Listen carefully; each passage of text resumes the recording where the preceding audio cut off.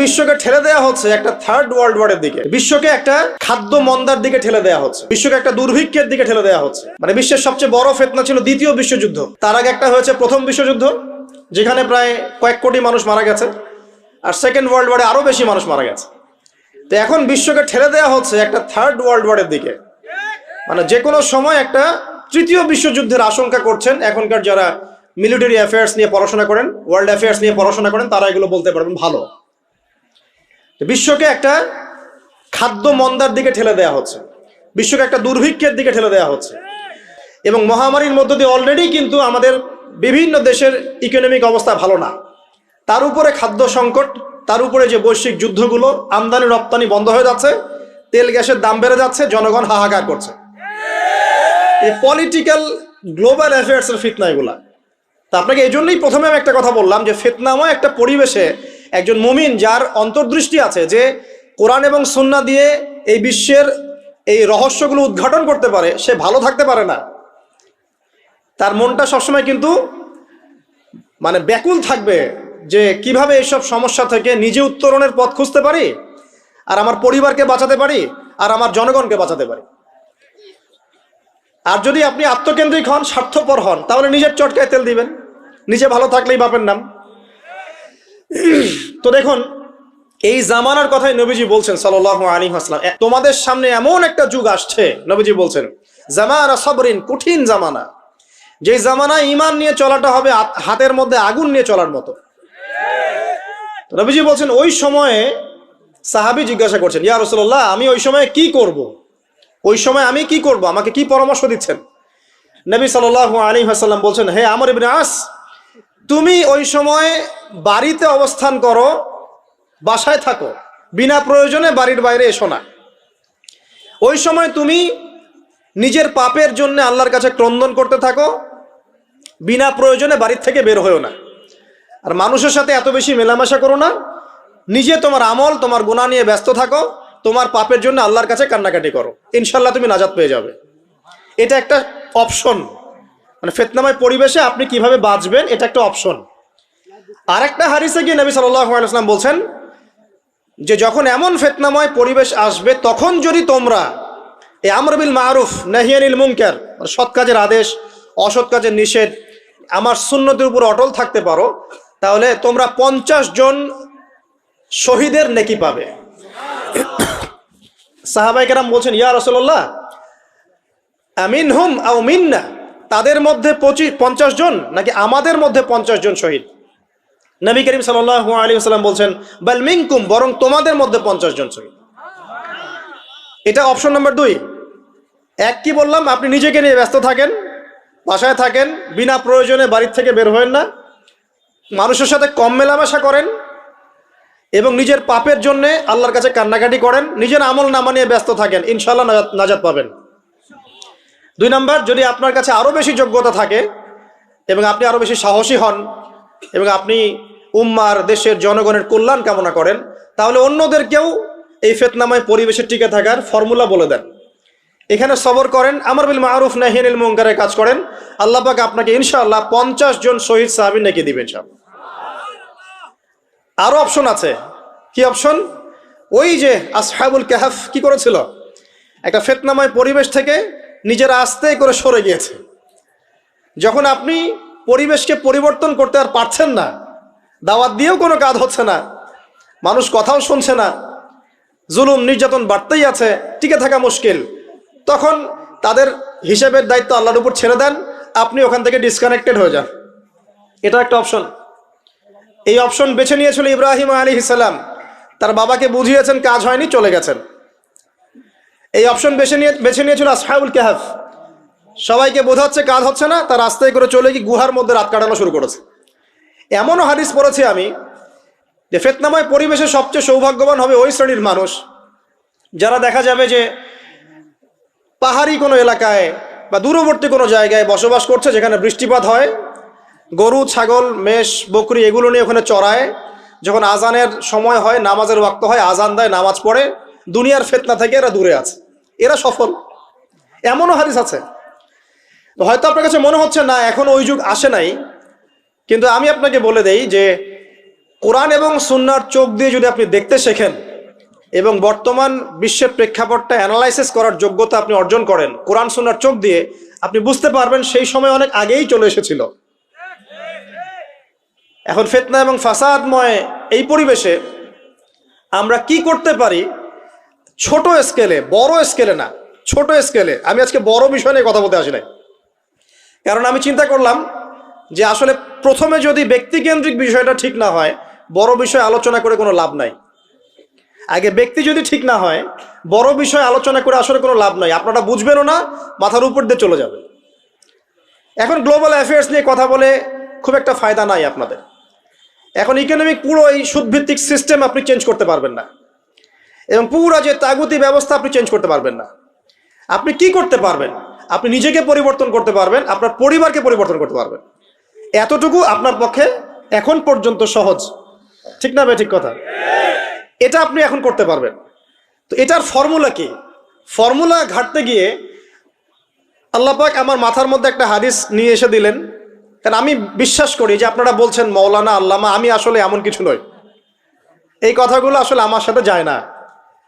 আমি নিতান্তই একজন ছোট মানুষ এবং তালেবে ইলম, জ্ঞানের পথের পথযাত্রী।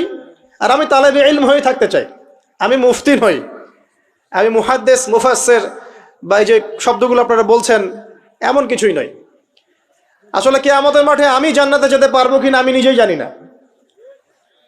যখন কোনো মানুষ নিজেকে অনেক বড় মনে করা শুরু করবে, বুঝে নেবেন সে ইবলিসের আনুগত্য করা শুরু করেছে আর কি। কারণ ইবলিস বলেছিল আবা ওয়াস্তাকবারা, আমি খলাকতানি মিন নার ওয়া খলাকতাহু মিন তিন, আমাকে সৃষ্টি করেছেন আগুন দিয়ে, আদমকে সৃষ্টি করেছেন মাটি দিয়ে, আমি কেন আদমকে সিজদা করতে যাব? তো এটা ইবলিসের চরিত্র, আবা ওয়াস্তাকবার, সে উদ্ধত হয় এবং অহংকার প্রদর্শন করে। তো আমি মনে করি যে আমি কিছু বলি না, আল্লাহ রাব্বুল আলামিন আমাকে বলার তৌফিক দেন মাত্র, আলহামদুলিল্লাহ। তা আমার মাথায় একটা হাদিস আসছে, সকাল থেকে ঘুরছে। সেটা হচ্ছে, দেখুন, বারা ইবনে আযিব রাদিয়াল্লাহু আনহু থেকে বর্ণিত হাদিসটা আসছে এবং হাদিসটা বিশুদ্ধ। এখান থেকে আমি মূল আলোচনা যাচ্ছি যে একদিন আনসার মানুষদের মধ্যে, আনসার কারা? আমাদের আনসার বাহিনী। আনসার কারা? যারা মুহাজির সাহাবীদেরকে আশ্রয় দিয়েছিল মদিনায়, তাদেরকে কি বলা হয়? আনসার। তাহলে শব্দটা সুন্দর না? তাহলে আমাদের বাহিনীর নামটাও সুন্দর, মাশাআল্লাহ। তো আনসার সাহাবীদের মধ্যে একজন ইন্তেকাল করেছেন, ইন্না লিল্লাহি ওয়া ইন্না ইলাইহি রাজিউন। এখন তাকে দাফন করা হচ্ছে, আর নবী সাল্লাল্লাহু আলাইহি ওয়াসাল্লাম কবরের পাশে চুপ করে বসে পড়লেন। তার বসা দেখা দেখি বাকি সাহাবীরাও তাকে ঘিরে গোল করে বসে পড়লেন। তারা বলছেন আমরা এমন ভাবে এখানে বসেছিলাম যেন আমাদের মাথার উপরে পাখি এসে বসতে পারে, চুপচাপ, কোনো নড়াচড়া নাই। দেখেন রাসূলের সাথে বসার সুন্নত, দেখেন কোরআন এবং হাদিসের মাহফিলে বসার কিন্তু সুন্নত আছে। এখানে বসে দুনিয়াবি এত গল্পগুজব করা যাবে না, এই মোবাইল টোবাইল হাবিজাবি নিয়ে এত ব্যস্ত থাকা যাবে না, দিলের কান দিয়ে শুনতে হবে, ঠিক আছে? আদব আছে, না হলে কথা আপনার উপর তাসির করবে না। তারা এমনভাবে বসেছিলেন যেন মাথার উপরে পাখি বসতে পারে, সুবহানাল্লাহ। এবার নবী করিম সাল্লাল্লাহু আলাইহি ওয়াসাল্লাম বলছেন যে যখন মাইয়েতকে কবরে শোয়ানো হয় তখন সে তাকে দাফন করে যাওয়া ব্যক্তিদের হাঁটার খসখস আওয়াজ শুনতে পায়। এরপরে তাকে যখন শুইয়ে দেওয়া হয়, সে যদি মুমিন ব্যক্তি হয় তাহলে তার মাথার দিকে তার সলাত এসে দাঁড়িয়ে যায়। দুনিয়াতে আপনি যে নামাজগুলো পড়েছেন, আমি যে নামাজগুলো পড়ছি, এগুলো মাথার দিকে দাঁড়িয়ে যায়। ডান দিকে চলে আসে তার সওম, সওম মানে কি? রোজা। বাম দিকে চলে আসে যাকাত, যাকাত মানে কি? যাকাতের সাথে তো আমরা পরিচিত নই। আমরা ওই যে রাস্তাঘাটে যে দান খয়রাতগুলো উঠানো হয় এগুলোর সাথে খুব পরিচিত, তাই না? কত টাকা, কত পয়সা, কি কি গান গড়ে আর টাকা কালেকশন করে না? অনেক সময় দেখা যায় রাস্তায় যাচ্ছি আমরা গাড়ি নিয়ে, পারলে গাড়ির সামনে এসে হুমড়ি খেয়ে পড়বে টাকা নেওয়ার জন্য। এইভাবে টাকা কালেকশন করতে কে শিখিয়েছে ইসলামে? আর আমরা অনেক সময় ছোট ছোট বাচ্চাদেরকে দিয়ে, মাদ্রাসার ছোট ছোট বাচ্চাদেরকে দিয়ে টাকা কালেকশন করাই। এটা ঠিক না। কেন ঠিক না জানেন? ছোটবেলা থেকেই ওর ব্যক্তিত্ব নষ্ট হচ্ছে। এই হাতটা উত্তম না এই হাতটা উত্তম? উপরের হাত উত্তম, নিচের হাত উত্তম? তো ছোটবেলা থেকে সে নিচের হাতে অভ্যস্ত হচ্ছে। দেখেন, এত টাকা পয়সা কালেকশন করে আমাকে আর একটা স্বতন্ত্র মসজিদ করতেই হবে জরুরি? খুবই জরুরি ছিল। মানুষের কাছে হাত চেয়ে, হাত পেতে রাস্তাঘাটে এরকম করে গাড়ি থামিয়ে, তারপরে কি বলবো, সুর করে গান গেয়ে এত টাকা পয়সা কালেকশন করতেই হবে? মসজিদটা আমাকে টাইলস ফিটিং করতেই হবে? এসি মসজিদ করতেই হবে? আমরা এমনও মসজিদ রংপুরে দেখেছি 10 বছরেও টাকা কালেকশন শেষ হয় নাই। 10 বছর ধরে কালেকশন হচ্ছে। আমি ছোটবেলা থেকে দেখছি কালেকশন হচ্ছে। কি বুঝলেন? তো এগুলো আমাদের ব্যক্তিত্ব নষ্ট করে। মুসলিমরা উপরের হাতের মালিক। সারা বিশ্ব আমরা একসময় চালিয়েছি। এই পশ্চিমা সভ্যতা আমাদেরকে কি শিখায়? সারা বিশ্ব আমরা চালিয়েছি। এই আপনার উমাইয়া খেলাফতের সময়ও কর্ডোভায় আব্দুর রহমানের যে শাসন ছিল, কর্ডোভায়, স্পেন, পর্তুগাল, এই পুরো জায়গাগুলো পশ্চিমা বিশ্বের, এগুলো মুসলিমরা শাসন করেছে প্রায় 500-600 বছর। ইতিহাস তো আমরা জানিও না, পড়িও না, ভুলে গেছে। ইতিহাস পড়তে হয়। হিস্ট্রি ঘাটলে দেখবেন রাসূল সাল্লাল্লাহু আলাইহি ওয়াসাল্লামের 23 বছরের নববী যুগ, স্বর্ণযুগ, তারপর আবু বকর সিদ্দিকের খেলাফত, তারপর উমর ইবনুল খাত্তাবের খেলাফত। আবু বকর সিদ্দিকের 2 বছর বা 2.5 বছর, উমর রাদিয়াল্লাহু আনহুর প্রায় 10 বছর, তারপর উসমান রাদিয়াল্লাহু আনহুর 12 বছর, আলী রাদিয়াল্লাহু আনহুর প্রায় 2-2.5 বছর, তারপরে হাসান রাদিয়াল্লাহু আনহু 6 মাস। এরপরে উমাইয়া খেলাফত শুরু হলো মুয়াবিয়া রাদিয়াল্লাহু আনহুর হাতে, প্রায় 20 বছর। উমাইয়ারা শাসন করেছে প্রায় 90 থেকে 100 বছর। তারপর জাব নদীর যুদ্ধে উমাইয়া আব্বাসীয়রা একে অপরের সাথে যুদ্ধ করেছে, করে উমাইয়ারা পরাজিত হয়ে আব্বাসীয়রা ক্ষমতায় গিয়েছে। ক্ষমতায় গিয়ে তারা প্রায় শাসন করেছে প্রায় 550 বছর। এদিকে উমাইয়াদের মধ্যে যারা পরাজিত হয়েছে ওরা চলে গিয়ে কর্ডোভা, আন্দালুসিয়া, ওইদিকে খেলাফত কায়েম করেছে। তারপরে আবার এদিকে ফাতেমি খেলাফত ছিল, উসমানীয় খেলাফত ছিল, তারপরে মিশরে তুলুনি একটা রাজবংশ ছিল, আমাদের সাবকন্টিনেন্টে মোগলরা ছিল, সারা বিশ্বে আমরাই ছিলাম। ইতিহাস তো ভুলে গেছে। তা আমরা সবসময় উপরের হাত ছিলাম, উপরের হাত। আমরা দিতাম, মানুষ নিত। আর এখন কি হচ্ছে? আমরা এখানে, আমরা চাই, মানুষ দেয়। আর ওরা কি এমনি দেয়? ওরা চড়া সুদ দিবে না? ওয়ার্ল্ড ব্যাংকে যান লোন নিতে, চড়া সুদ। মানে এই সুদ শোধ করতে গিয়ে বিভিন্ন দেশ শ্রীলঙ্কা হয়ে যাচ্ছে। সুদ তো শোধ করতে হবে, এমনি তো আপনাকে আর এগুলো দিবে না। তো এই সুদটা শোধ করতে গিয়ে আমাদের জিনিসপত্রের দাম বেড়ে যাবে, তারপরে দেখবেন জনগণের উপর কর বেড়ে যাবে, অনেক প্রবলেম। আর এই প্রবলেমগুলো ফেস করতে হবে কি কারণে? রিবা বা সুদের কারণে। তো এই যে বলছি, দেখেন ছোটবেলা থেকেই যে আমরা নিচের হাতে অভ্যস্ত হচ্ছি, এটা ত্যাগ করতে হবে। ব্যক্তিত্বের পরিচয় দেন। এত টাকা পয়সা চেয়ে প্রতিষ্ঠান করার দরকার নাই। আমার জমি আছে 1 বিঘা, আমি প্রতিষ্ঠান করবো ইনশাআল্লাহ। আপনার 2 বিঘা আপনি করেন, যার সামর্থ্য আছে সে করবে, সামর্থ্য নেই করার দরকার নেই। আর একটা মসজিদ যদি কবুল হয়, একটা মসজিদ একটা জেলার জন্য যথেষ্ট। একটা মসজিদে নববী থেকে নবী সাল্লাল্লাহু আলাইহি ওয়াসাল্লাম সারা দুনিয়া শাসন করেছে। আর আমাদের তো কোটি কোটি মসজিদ বাংলাদেশে। এই যুগের কথাও নবীজি বলেছেন, যে যুগে মসজিদগুলো চাকচিক্যময় হবে, মসজিদগুলো কি হবে? চাকচিক্যময় হবে, হেদায়েত উঠে যাবে, এবং মসজিদের মধ্যে শোরগোল, হট্টগোল বেড়ে যাবে। দেখেন না, মসজিদে হট্টগোল বেড়ে গেছে না? এটা সেই যুগ। তো যেটা বলছিলাম প্রিয় ভাইরা, যে নিচের হাতে অভ্যস্ত না, উপরের হাতে অভ্যস্ত হতে হবে। এই কারণে এই যে একটা হাদিসের কথা শুরু করলাম, যে আনসার সাহাবী কারা ছিল? যারা মুহাজির সাহাবীদেরকে আশ্রয় দিয়েছে। এখন এই সাহাবীদের মধ্যে একজন ইন্তেকাল করেছে, তার লাশ যখন রাখা হচ্ছে তখন নবীজি বলছেন, মাথার দিকে মাইয়েতের আসে কি? সলাত। সলাত মানে কি? নামাজ। 5 ওয়াক্ত নামাজ আজকে থেকে ছাড়বেন? ওয়াদা করেন আজকে থেকে 5 ওয়াক্ত নামাজ ছাড়বো না ইনশাআল্লাহ। একটা হাদিস খালি বলি, মান তারাকা সালাতান মুতাআম্মিদান ফাকাদ কাফারা, মান তারাকা সালাতান মুতাআম্মিদান ফাকাদ কাফারা।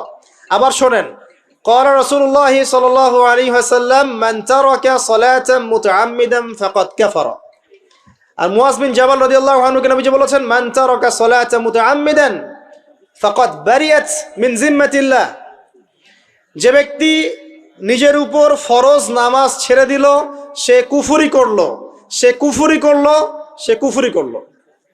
মুয়াজ বিন জাবালকে নবী সাল্লাল্লাহু আলাইহি ওয়াসাল্লাম বলছেন, যে ব্যক্তি ফরজ নামাজ ইচ্ছা করে ছেড়ে দিল, সে ব্যক্তি আল্লাহর জিম্মা থেকে মুক্ত হয়ে গেল। নামাজ ছাড়বেন প্রিয় ভাই? 5 ওয়াক্ত নামাজ জামাতের সাথে ইনশাআল্লাহ। আল্লাহ আমাকে তৌফিক দেখ, আপনাদের সবাইকে তৌফিক দান করুন, আমিন। জামাত যদি না পান একা পড়ে নেবেন, ঠিক আছে? যদি ঘুমিয়ে থাকেন ঘুম থেকে উঠে পড়বেন, ভুলে গেছেন যখন মনে হবে তখন পড়বেন।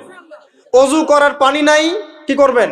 তায়াম্মুম করবেন। তায়াম্মুমেরও কিছু নাই, আপনার কোনো কাপড়ই নাই, সতর ঢাকার কোনো কাপড়ই নাই, কি করবেন? বসে বসে নামাজ পড়বেন ওই অবস্থাতেই। এটা কোনো মাফ নাই, মানে আপনার অজু করার কোনো পানি নাই, তায়াম্মুমের কিছুই নাই, কাপড়ও নাই সতরে, তখনও নগ্ন হয়ে বসেই নামাজ পড়তে হবে, মাফ নাই। যখন শোয়ানো হবে মাথার দিকে কি থাকবে? সালাত। তাহলে আমরা যারা ফরজ সালাত এখন আদায় করছি না, আজকে তওবা করেন, বলেন আস্তাগফিরুল্লাহ আল্লাযী লা ইলাহা ইল্লা হুয়াল হাইয়ুল কাইয়্যুম ওয়া আতুবু ইলাইহি। হে আল্লাহ, আমরা তওবা করছি, সারা জীবনে যত নামাজ পড়ি নাই এই সমস্ত নামাজ না পড়ার পাপ থেকে তোমার কাছে তওবা করছি। ঠিক আছে? এটা আস্তাগফিরুল্লাহর অর্থ নয়, আমি বাংলায় বললাম। আর যদি নামাজ কাজা করে আদায় করে দিতে পারেন আলহামদুলিল্লাহ, খুবই ভালো হয়। যদি নাও পারেন তাও এখন থেকে আর কোনো নামাজ বাদ দিয়েন না, আর বেশি বেশি নফল নামাজ পড়ার চেষ্টা করেন। আল্লাহ পাক তৌফিক ইনায়াত করুন। আসুন, তারপরে ডান দিকে কি? সওম। সওম মানে কি? রোজা। রমজান মাসে রোজা রাখি সবাই তো, মাশাআল্লাহ, আলহামদুলিল্লাহ। রমজান মাসে সওম রাখার পাশাপাশি বেশি বেশি নফল সওম রাখার ব্যাপারে অভ্যস্ত হওয়ার চেষ্টা করতে হবে। সবচেয়ে সেরা সওমগুলো হচ্ছে মাসের 3 দিন, আইয়ামে বীজের সওম, চাঁদের 13, 14 এবং 15 তারিখ। আর সপ্তাহে 2 দিন, সেটা হলো বৃহস্পতিবার এবং কি সোমবার। আল্লাহ পাক তৌফিক দান করুন, আমিন। এছাড়া আরাফার সওম আছে, আশুরার সওম আছে, ঠিক আছে? জিলহজ মাসের প্রথম 10 দিন রাখতে পারেন, ইত্যাদি। এবার বাম দিকে কি?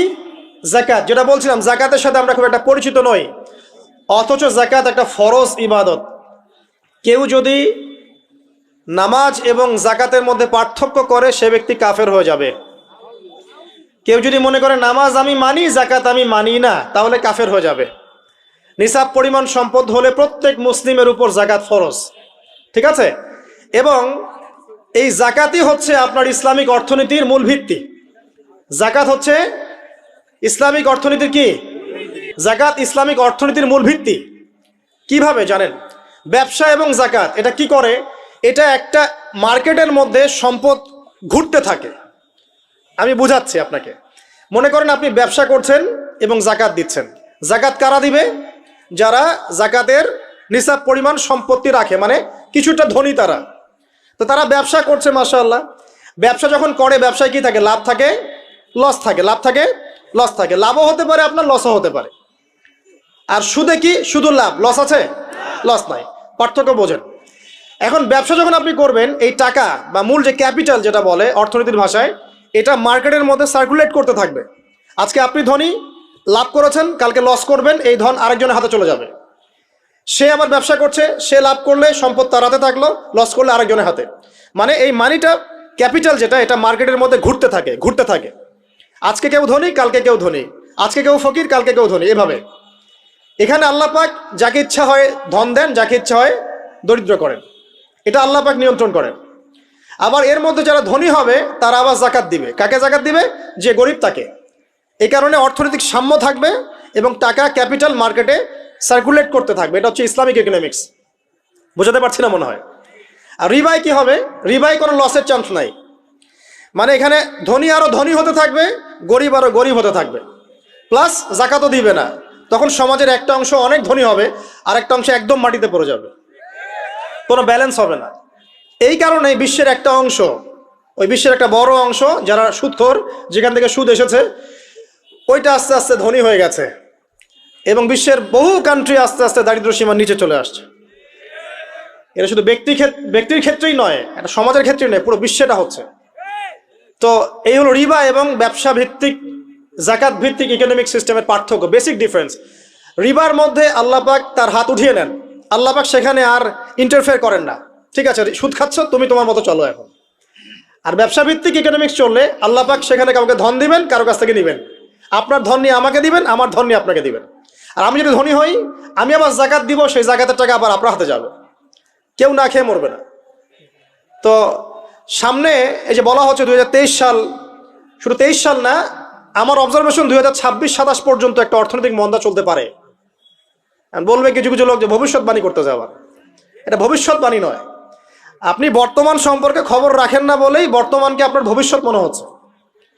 আমাদের অনারেবল মিনিস্টার যারা আছেন ওদেরকে জিজ্ঞাসা করেন, তাদেরকে জিজ্ঞাসা করেন, তারাও বলছেন যে 2023 সাল থেকে 26 সাল খাদ্য মন্দার মধ্যে যান। দেখেন নাই, তারাও এই কথা বলছেন, কারণ তারা বুঝতে পারছেন ওয়ার্ল্ডের অবস্থা ভালো না।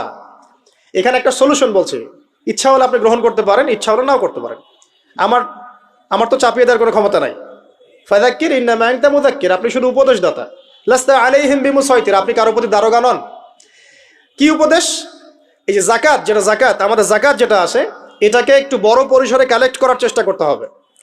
করে যদি আমরা সুষ্ঠু বন্টন করতে পারি গরিবদের মাঝখানে, ইনশাআল্লাহ কেউ খাদ্য অভাবে মারা যাবে না ইনশাআল্লাহ। আল্লাহ পাক আমাদেরকে বোঝার তৌফিক দান করুন। এর পাশাপাশি তারা যেটা বলেছেন, ইকোনমিক সেকশনের লিডার যারা আছে তারা যেটা বলছেন এটা ঠিক বলছেন।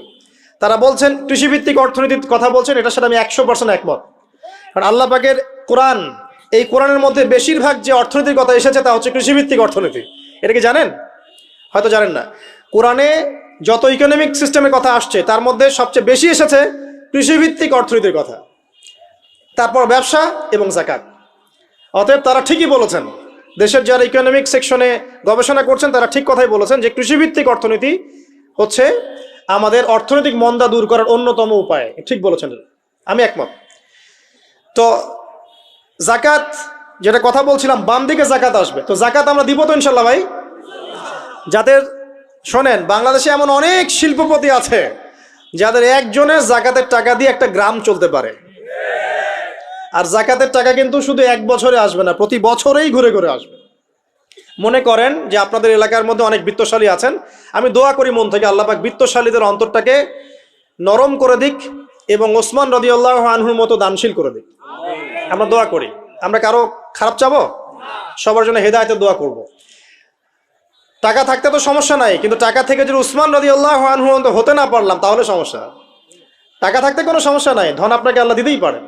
এই ধনটাকে উসমান গনি রাদিয়াল্লাহু আনহুর মতো আল্লাহর পথে বিতরণ করে দেন, ইনশাআল্লাহ আল্লাহ পাক আপনাকে জান্নাতুল ফেরদৌস দান করবেন ইনশাআল্লাহ। তো অনুরোধ থাকবে, দেখেন আপনারা যদি একটা এলাকার যাকাত কালেক্ট করতে পারেন, মনে করেন কথার কথা এখানে কিছু মেয়ে আছে যারা খারাপ পথে পা বাড়িয়েছে, আমার কথা বুঝতে পারছেন? আচ্ছা, এরকম পল্লী অনেক জায়গায় আছে না? এক বছরের যাকাতের টাকা দিয়ে সমস্ত যৌনপল্লীর মেয়েদেরকে কাজ দেয়া সম্ভব, কর্মে আনা সম্ভব। ওদেরকে কাজের ব্যবস্থা করে দেন, ওরা কখনোই এই সেক্স ওয়ার্কারের কাজ করবে না ইনশাআল্লাহ। কোনো মেয়েই এই কাজ করতে চায় না আমার মতে। কোনো মেয়েই চায় না যে ইজ্জত বিক্রি করে খাবো, কোনো মেয়ে চাবে? কখনো চাবে না। ওকে আপনি ভালো কাজের ব্যবস্থা করে দেন এই যাকাতের টাকা দিয়ে, দেখবেন ইনশাআল্লাহ সে ওই খারাপ পথ ছেড়ে দিয়েছে। অনেক দেখবেন দরিদ্র মানুষ আছে যে পড়াশোনা করার কোনো সুযোগ নাই, টাকা পয়সা নাই, পড়াশোনা করতে চায় কিন্তু টাকা পয়সা নাই, দিনের জ্ঞান অর্জন করতে চায়, দেশকে কিছু দিতে চায়, টাকা নাই। তাকে আমরা হেল্প করতে পারি না? পারি। অনেক মানুষ আছে মাদক দ্রব্য বিক্রি করছে, তাকে বুঝান, দিনের হেদায়েত দেন যে ভাই আমি তোমাকে আরো ভালো চাকরি দিব, ভালো ব্যবসা দিব, তুমি ছাড়বা কিনা? বলবো আমি ছেড়ে দেবো ইনশাআল্লাহ। বুঝালে ছেড়ে দেবে ইনশাআল্লাহ। এই যে মেগা প্রজেক্ট যেটা কথা বলি আমরা, আত্ম উন্নয়নমূলক বলেন, যুব উন্নয়নমূলক বলেন, বা কান্ট্রি ডেভেলপমেন্টের কথা বলেন, এখানে যাকাত একটা বড় শক্তি হতে পারে। তবে এটাকে সুষ্ঠুভাবে কালেক্ট করতে হবে এবং যাকাতের যে 8টা খাত আছে এই খাতগুলোতে সুষ্ঠুভাবে বন্টন করতে হবে। অমুসলিমদেরকেও যাকাত দেওয়া যায়, জানেন? অমুসলিম যদি কেউ থাকে, দরিদ্র, তাকেও যাকাত দিয়ে সহযোগিতা করা যায়। আমরা সহযোগিতা করি না বলেই তো যে পশ্চিম থেকে লোকজন এসে সহযোগিতা করে খ্রিস্টান বানাচ্ছে এখন সবাইকে। আরো বাড়বে দিন দিন, দেখেন। আমরা তো সহযোগিতা করছি না। আপনার পাশে আপনার প্রতিবেশী না খেয়ে মারা যাচ্ছে, আপনি যাচ্ছেন না, এখন তো অন্য কেউ এসে যদি সাপোর্ট করে ও তো তার দলেই ভিড়বে, তখন স্বাভাবিক। এটাই হচ্ছে এখন। আল্লাহ বোঝার তৌফিক দান করুক আমাদেরকে। বাম দিকে মাইয়াতের থাকবে কি ভাই? যাকাত। তারপরে পায়ের দিকে চলে আসবে, তার আত্মীয়তার সম্পর্ক রক্ষার ইবাদত, তার এই যে অন্যান্য দান সদকা, তার নফল আমল, তার তাসবিহ তাহলিল, তার কোরআন তেলাওয়াত ইত্যাদি পায়ের দিকে চলে আসবে। এখানে একটা হাদিস এসেছে, সূরাতুল মুলক যে ব্যক্তি রাতের বেলা তেলাওয়াত করবে, কোন সূরা ভাই? তাবারাকাল্লাযী বিয়াদিহিল মুলক ওয়া হুয়া আলা কুল্লি শাইইন কাদির। এই সূরা যে ব্যক্তি রাতের বেলা করে তেলাওয়াত করবে, ইনশাআল্লাহ সূরা মুলকও কবরে তার সাথে থাকবে এবং কবর আযাব থেকে সূরা মুলক তাকে বাঁচাবে ইনশাআল্লাহ। আমি বুঝাচ্ছি যে কি অবস্থাটা হবে। এবার দুজন ফেরেশতা মাথার দিক থেকে আসবেন, আসতে চাইবেন, সালাত বলবে এখান দিয়ে আসা যাবে না, এদিক দিয়ে আসা যাবে না। ডান দিক দিয়ে আসতে চাইবেন, এদিক দিয়ে আসা যাবে না। বাম দিক দিয়ে আসতে চাইবেন, যাকাত বলবে এদিক দিয়ে আসা যাবে না। পায়ের দিক দিয়ে আসতে চাইবেন, আমলগুলো বলবে এদিক দিয়ে আসা যাবে না। তখন যাই হোক তারা আসবেন। এটা কথা কি? এটা কথাটা হচ্ছে যে সলাতের গুরুত্ব, মানে সে সলাত আদায় করেছে, সে আমার হক আদায় করেছে, আমি তার পক্ষে আছি, এটা পক্ষে বোঝাচ্ছে। রোজা বলবে আমি ওর পক্ষে আছি, তাকে আপনি কোনো শাস্তি দিবেন না, আমি তার পক্ষে আছি। আপনারা দুজন তাকে শাস্তি দিবেন না, আমি যাকাত তার পক্ষে আছি, এটা পক্ষে থাকার কথা। তারপরেও তারা আসবেন, চোখগুলো হবে নীল এবং কালো বর্ণ, নীলাপ চোখের কালো। মুনকার নাকি? উঠে বসিয়ে দেওয়া হবে। এবার তিনটা প্রশ্ন। প্রথমে প্রশ্ন হচ্ছে কি, মান রব্বুক, তোমার রবকে? তখন মুমিন বান্দা বুক ফুলিয়ে বলবে রব্বি আল্লাহ, আমার রবকে আল্লাহ। পৃথিবীতে যে ব্যক্তি আল্লাহর সাথে শিরিক করে নাই, আল্লাহর তাওহীদের উপর থেকেছে এবং তার উপরে মৃত্যুবরণ করেছে, ইনশাআল্লাহ সে ব্যক্তি এর উত্তর নির্দ্বিধায় দিতে পারবে ইনশাআল্লাহ। আর দুনিয়াতে যে বা যারাই আল্লাহর সাথে শিরিক করবে, আল্লাহর সাথে শিরকের পাপে লিপ্ত হবে, ওই অবস্থায় মারা যাবে, তাওহীদের উপর থাকবে না, কোশ্চিন কালেও মান রব্বুক উত্তর দিতে পারবে না। তারপরে প্রশ্ন হয়ে যাবে মা দীনুক, তোমার দিন কি ছিল? মুমিন বান্দা উত্তর দিবে কি? দিন ইয়াল ইসলাম, আমার দিন ছিল ইসলাম। এখানে শুনে রাখেন, পৃথিবীতে যারা ইসলামকে পরিপূর্ণরূপে পালন করবে তারাই এই উত্তর দিতে পারবে ইনশাআল্লাহ। যারা ইসলামকে ঠাট্টা বিদ্রুপের হাসি তামাশার পাত্র বানিয়েছে, মন চাইলে কিছু করি, মন চাইলে কিছু করি না, সহজগুলো একটু আমল করি, বাকি কিছুর আমল ধারি না, হ্যাঁ, নামাজ পড়ি, সুদ ছাড়তে পারি না, ঠিক আছে, বছর বছর ওমরা করি, এদিকে ঘুষ দুর্নীতি ছাড়তে পারি না, ইসলামকে ঠাট্টা তামাশার পাত্র বানিয়েছে, এরা কোশ্চিন কালে উত্তর দিতে পারবে না মা দীনুক, দিনে পরিপূর্ণরূপে ইসলামে প্রবেশ করতে বলেছেন আল্লাহ রাব্বুল আলামিন। যারা পরিপূর্ণরূপে ইসলামে প্রবেশ করবে এবং ইসলামের প্রতিটা মৌলিক বিধান মেনে চলবে, ইনশাআল্লাহ তারা এর উত্তর দিতে পারবে। এরপরে আসবে তৃতীয় প্রশ্ন। নবী সাল্লাল্লাহু আলাইহি ওয়াসাল্লামকে দেখানো হবে। যখন দেখানো হবে তখন সূর্য যখন ডুবে যায়, যে দৃশ্যটা আমরা দেখতে পারি না, ওই দৃশ্যটা ভেসে উঠবে এবং মুমিন বান্দা অস্থির হয়ে যাবে।